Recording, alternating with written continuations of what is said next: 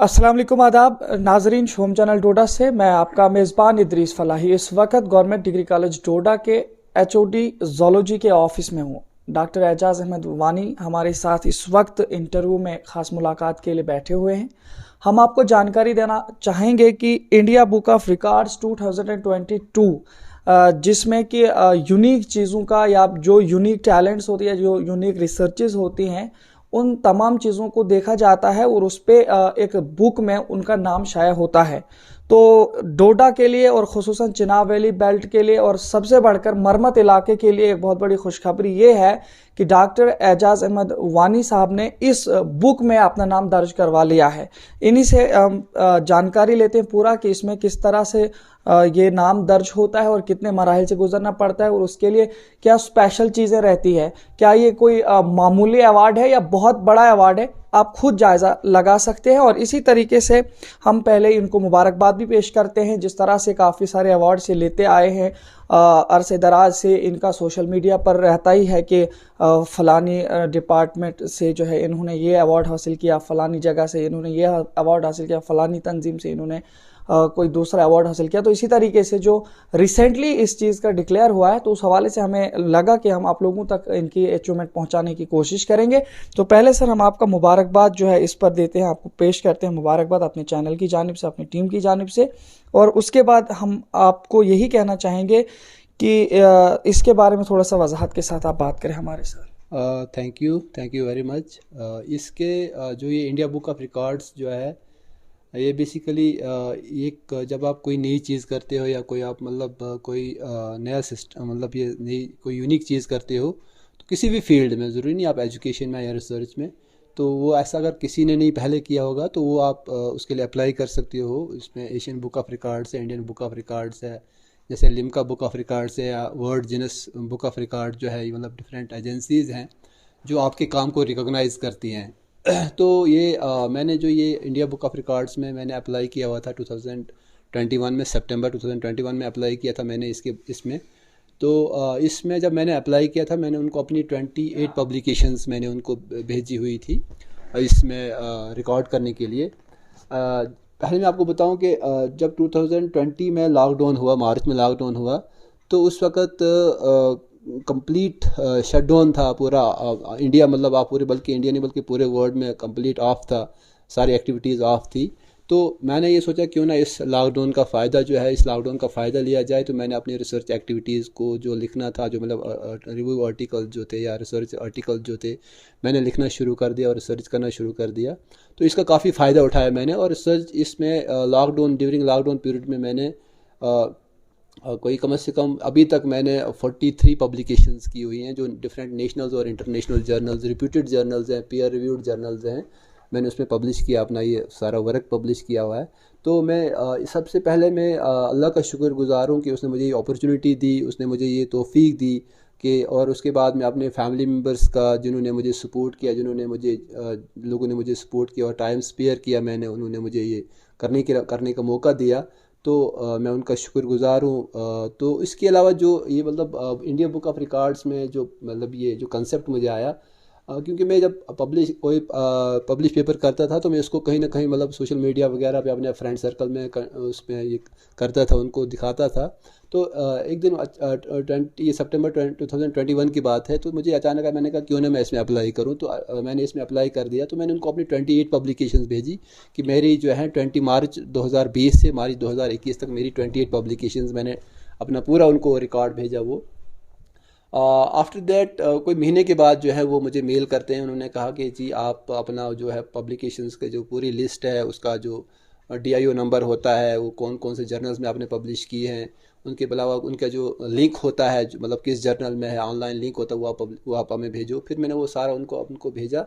तो उसके बाद वो मुझे नवंबर में मेल करते हैं कि नहीं, 28 पब्लिकेशंस जो है नहीं होंगी, क्योंकि वो कुछ इसमें जो आर्टिकल जो मैंने पब्लिश किए थे वो कोविड-19 पे किए हुए थे। तो जो इसमें दो कैटेगरीज की पब्लिकेशंस होती हैं, एक होता है रिव्यू आर्टिकल्स, आप लिटरेचर को स्कैन करते हो, जो ऑलरेडी काम किसी ने किया होता है उस पर आप काफ़ी सारे लिटरेचर को स्कैन करते हो, उसको एक आप क्रक्स लिखते हो, तो एक वो रिव्यू आर्टिकल की कैटेगरी में आता है। दूसरा होता है एक रिसर्च। रिसर्च होता है वो आपकी अपनी उसमें कोई भी किसी भी किस्म का जो है आउटसाइडर्स या किसी भी किस्म को, आपका अपना काम है, उसको कोई भी चैलेंज नहीं कर सकता है। तो वो जो रिसर्च पब्लिकेशंस मेरी जो थी 28 में से उन्होंने सिर्फ 10 रिसर्च पब्लिकेशंस मेरी कंसिडर की कि इसमें आपका रिकॉर्ड जो है बन सकता है। और वो 10 रिसर्च पब्लिकेशन जो थी वो मैंने मेरी अपनी पब्लिकेशंस है, मेरा अपना रिसर्च वर्क हुआ है जो मैंने किया लॉकडाउन के पीरियड में, जो मैंने काम किया। तो उसमें किसी किस्म का भी चैलेंज आपको कोई नहीं कर सकता। एक होता है रिव्यू, मैंने आपको पहले कहा, एक होता है रिसर्च पब्लिकेशन। रिव्यू में होता है कि आप लिटरेचर को स्कैन करो, कोई पर्टिकुलर टॉपिक ले लो, तो लिटरेचर को स्कैन करने के बाद उसको आप जब आप लिखते हो तो वो होता है रिव्यू आर्टिकल। वो भी एक आप भी जब लिखते हो, जर्नल्स में पब्लिश करते हो, बुक्स में पब्लिश करते हो, वो एक स्टूडेंट्स के लिए, स्कॉलर्स के लिए या साइंटिस्ट के लिए, एकेडमिशियंस के लिए काफ़ी हेल्पफुल होता है। वो भी बहुत काफ़ी सारे रिव्यू आर्टिकल्स बड़े अच्छे अच्छे जर्नल्स में, इवन के नेचर, स्प्रिंजर जर्नल्स में जो है रिव्यू आर्टिकल्स भी पब्लिश होते हैं।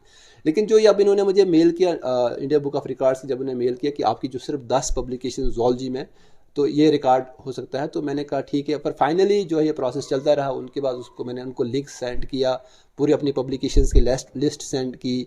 उसके अलावा फिर जो मतलब जो भी वो मांगते कि क्राइटेरिया, जो भी उनके रिक्वायर्ड पैरामीटर्स थे, उन पे उन्होंने वो, मैंने all parameters I submitted to them. और फाइनली उन्होंने मुझे कहा कि yes you have set the record of maximum publications in zoology, research publications, not publication but research publication zoology. और वो 10 रिसर्च पब्लिकेशंस हैं जो मैंने रिकॉर्ड सेट किया हुआ है। ये अवार्ड नहीं, बट ये है कि एक सेटिस्फेक्शन होती है इंसान को जब मतलब ऐसा काम करता है, थोड़ा इंकरेजमेंट मिलती है कि नहीं, मैं मुझे और कुछ करना चाहिए। तो ये जो है ये इंडिया बुक ऑफ रिकॉर्ड्स में फर्स्ट, बल्कि मतलब जब आप कोई यूनिक होता है तो ये नहीं कह सकते मैं डोडा से फर्स्ट हूँ या अपने इलाके से फर्स्ट हूँ या अपने चिनाब वैली से फर्स्ट हूँ या JNK से फर्स्ट हूँ, but it is in the India में जो है मतलब वो फर्स्ट उस कह सकते हो आप उस कैटेगरी में कि रिसर्च पब्लिकेशंस जो हैं खास करके ज़ूलॉजी फील्ड में, उस फील्ड में जो है मैक्सिमम पब्लिकेशंस जो एक ईयर में पब्लिश किए हैं वो यूनिक है इंडिया में। और फर्स्ट में उसमें शायद मेरा पहला उसमें है वो रिकॉर्ड हुआ है। तो शुक्र है ऊपर वाले का, अल्लाह ताला का शुक्र है। तो इस तरह का जो रिकॉर्ड सेट हुआ। अब मेरा कोशिश ये रहेगा कि मैं थोड़ा दूसरी फील्ड में डाइवर्ट हो रहा हूँ, लेकिन यह है कि एक अच्छी सेटिस्फेक्शन होती है इंसान को जब आप ऐसा करते हो, जब आप मतलब अपना टाइम देते हो, तो एक अच्छा लगता है इंसान को कि आप आगे कर रहे हो, कोशिश कर रहे हो आगे नहीं करने जिस के तरह लिए। से अगर हम बात करें उन 10 पब्लिकेशंस की, हम थोड़ा सा अपने नाजरीन को आप ही की ज़ुबानी सुनवाना चाहते हैं, वो कौन सी ऐसी 10 पब्लिकेशंस थी जिनको उन्होंने सेलेक्ट किया? हाँ, वो 28 पब्लिकेशन जो थी उसमें से जो उन्होंने 10 पब्लिकेशन जो मतलब रिसर्च पब्लिकेशन, वो मैंने बर्ड्स पे काम किया हुआ है, चिनाब वैली के बर्ड्स पे काम किया, वल्चर्स पे मैंने काम किया। अच्छा, उसके बाद जब यहाँ पे एक क्वारंटाइन सेंटर एस्टेब्लिश हुआ था हमारे कॉलेज में, क्वारंटाइन, उस वक्त हम नोडल ऑफिसर, हमें डिस्ट्रिक्ट एडमिनिस्ट्रेशन ने अपॉइंट किया था। तो उस वक्त भी मैंने एक गनीमत समझी कि मैं क्यों ना यहाँ पे एक पेपर पब्लिश करूँ, एक रिसर्च मैंने कि कितने लोग यहाँ पे क्वारंटाइन हुए, उनको क्या क्या प्रॉब्लम्स, उनको मैंने इंटरव्यूज़ किए थे। वो भी एक मतलब अच्छा, उसके बाद जो बच्चे मतलब हमारे जो खास करके स्टूडेंट कम्युनिटी है, उनको क्या प्रॉब्लम आई लॉकडाउन में, अच्छा क्या उनके क्या रिस्पॉन्सेज क्या रहे, उन्होंने क्या क्या लॉकडाउन में किया, वो भी मतलब एक इंटरव्यू टाइप का मैंने उनको किया। ये भी पब्लिकेशन उसमें रिसर्च पब्लिकेशन में आता है। उसके अलावा मैंने वल्चर्स पे काम किया था, यहाँ पे बर्ड्स का काम किया था। अच्छा, बर्ड्स का एसोसिएशन जो है, बर्ड्स का एसोसिएशन प्लांट्स के साथ क्या रहता है, वेजिटेशन के साथ क्या रहता है। अच्छा, उसके अलावा जो उनकी फीडिंग इकोलॉजी है उस पर मैंने काम किया, अल्टीट्यूडनल डिस्ट्रीब्यूशन जो है बर्ड्स का। उसके अलावा मैंने ब्रीडिंग, ये जो है ब्रीडिंग बिहेवियर, मैंने इस पे मैना पे, कॉमन मैना पे काम किया। उसके अलावा मैंने जो है ब्रीडिंग बिहेवियर वाइट चीक्ड बुलबुल है, उस पर मैंने काम किया।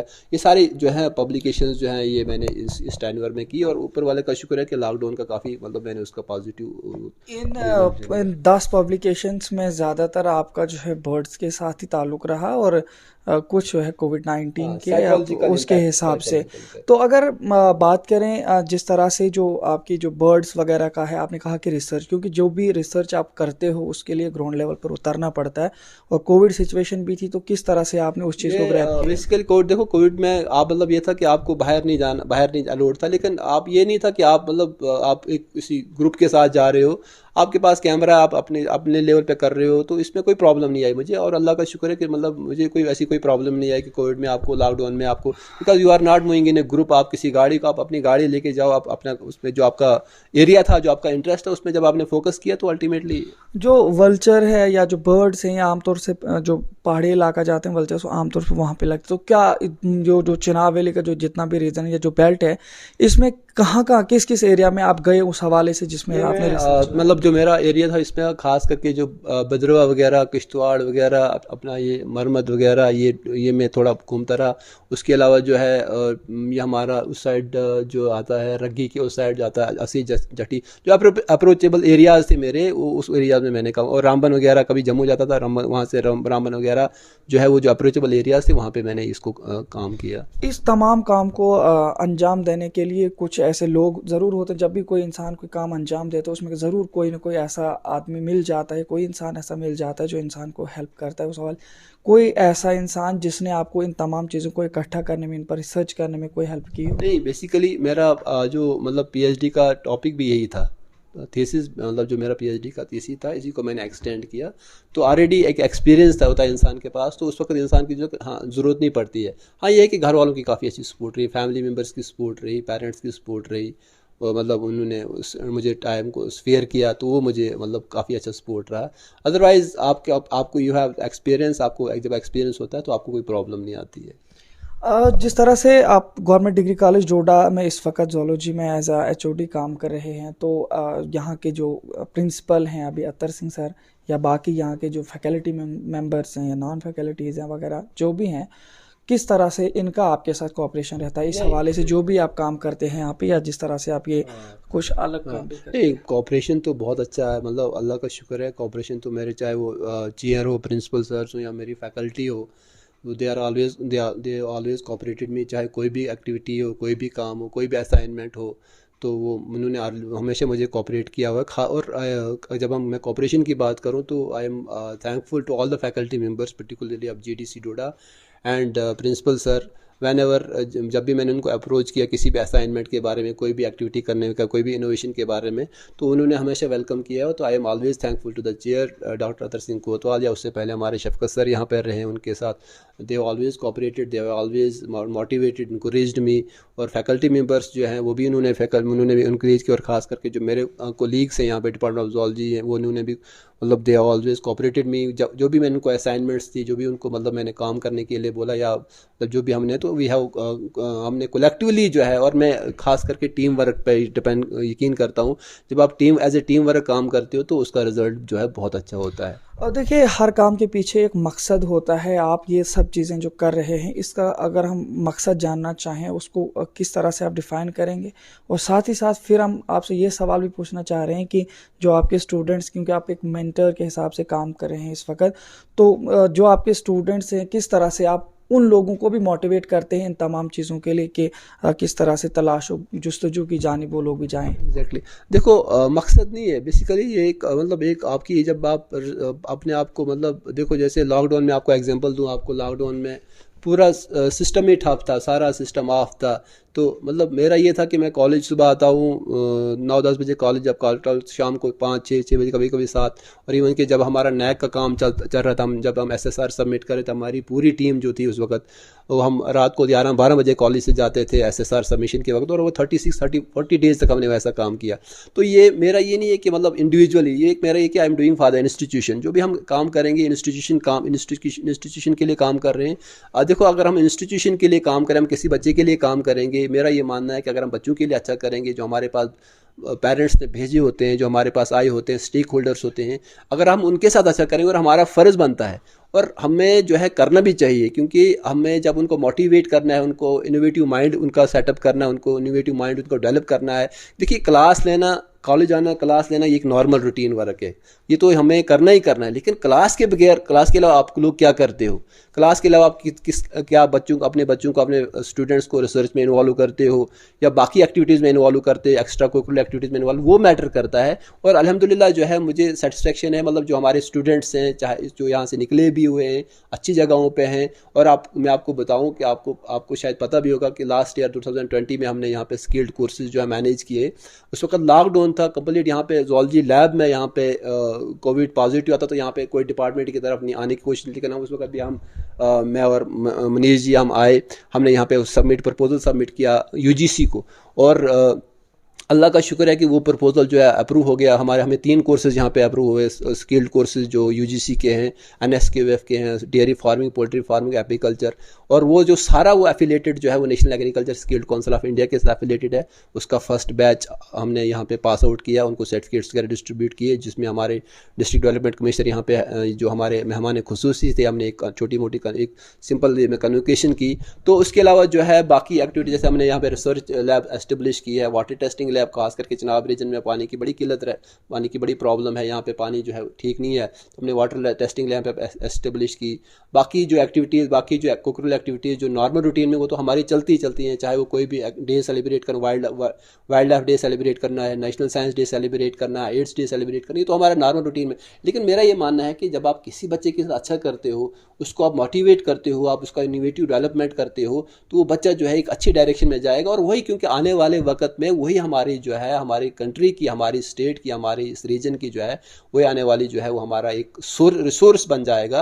तो इससे क्या होगा कि हमें एक अच्छी सोसाइटी बनेगी, एक अच्छी इनोवेटिव, एक डेवलपमेंटल सोसाइटी बनेगी। और आने वाले वक्त में जो एक जब अच्छी सोसाइटी होगी तो अच्छा रीजन हमारा बनेगा, अच्छा J&K बनेगा। जब अच्छा J&K बनेगा, अल्टीमेटली हमारे एक अच्छी जो है कंट्री जो है वो अच्छी डायरेक्शन की तरफ जो है जाएगी। तो बहुत शुक्रिया हमारे साथ बात करने के लिए। आखिर पर आपसे यही थोड़ा सा अपने ऑडियंस के लिए लेना चाहेंगे, जो हमारे यहाँ की पब्लिक है या जो खास करके जो स्टूडेंट्स बैकग्राउंड के लोग हैं, उनके लिए आपको स्पेशल क्या मैसेज रहेगा एजुकेशन या रिसर्च के हवाले से? मैं देखो, मैसेज तो मेरा सिंपल यही है कि मतलब इंसान को ज़िंदगी में कभी भी हिम्मत नहीं हारनी चाहिए।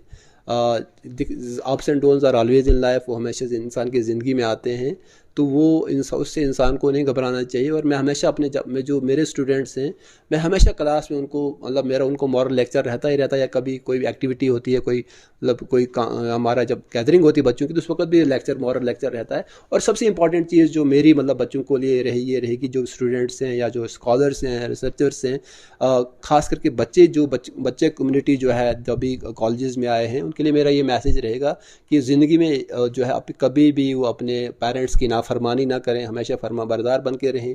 खास करके वो पेरेंट्स ने आपके लिए इतना कुछ किया होता है, जिन्होंने आपको इतनी जगह पर पहुंचाया होता है। और जब वो अपने पेरेंट्स की नाफरमानी नहीं करेंगे, फरमाबरदार बन के रहेंगे, तो इंशाल्लाह जो है अल्लाह ताला भी और वो पेरेंट्स की दुआएं भी उनके साथ होंगी। और दूसरी ये चीज़ है कि आप ज़िंदगी में कभी भी आप झूठ नहीं बोलो, क्योंकि झूठ जो है वो कई सारी वो बुराइयों की जड़ होती है। जब आप में ये क्वालिटीज़ आ जाएंगी तो आपको सोसाइटी में भी, आपको पेरेंट्स से भी, आपको टीचर्स से भी और बाकियों से भी रिस्पेक्ट मिलेगी। और मेरी यही है उनके लिए ये एडवाइस है कि पेरेंट्स ने जो सपने देखे हैं उनको फुलफ़िल करो, उनका कभी भी मतलब उनके लिए बुरा नहीं सोचो, उनकी जो बातें हैं उनको मानो, उनको अपनी ज़िंदगी में लाओ, उनके साथ कभी भी गलत नहीं करो और हमेशा सच कहो, और इंशाल्लाह जीत जो है आपकी होगी। बहुत बहुत शुक्रिया। ये थे हमारे साथ doctor Ejaz Ahmad Wani, HOD zoology government degree college Doda, जिन्होंने हमारे साथ अभी बातचीत की है। और इनको फिर से हम आखिर पर मुबारकबाद देना चाहेंगे, जिस तरह से इन्होंने इंडिया बुक ऑफ रिकॉर्ड्स 2022 में अपना नाम दर्ज करवा लिया है। इनके पास वो बुक भी है, इसके साथ साथ इन्हें एक कार्ड दिया गया है और एक मेडल भी इनके पास है, जिसमें इनके सर्टिफिकेट भी है और जिसमें तकरीबन इनके 10 जो है रिसर्च पेपर्स को इंक्लूड किया गया है, शामिल किया गया है। और ये सबसे बड़ी मुबारक की बात है हमारे चिनाब बेल्ट के लिए। और इसी तरह से जितने भी लोग हैं जो रिसर्चेस के साथ जुड़ना चाहते हैं, वो डॉक्टर एजाज अहमद सर के साथ रब्ता कर सकते हैं और इनसे भी कुछ काफ़ी सारी मोटिवेशंस और काफ़ी सारी टिप्स ले सकते हैं, जिससे वो भी रिसर्चेस के हवाले से अपने कामों को अच्छी तरीके से अंजामदही में ला सकते हैं। फिलहाल इसी तरह देखते रहिए शिवम चैनल डोडा। अपने मेज़बान इदरीस फलाही को वीडियो जर्नलिस्ट कुलदीप ठाकुर के साथ दीजिए इजाज़त। अल्लाह हाफिज़।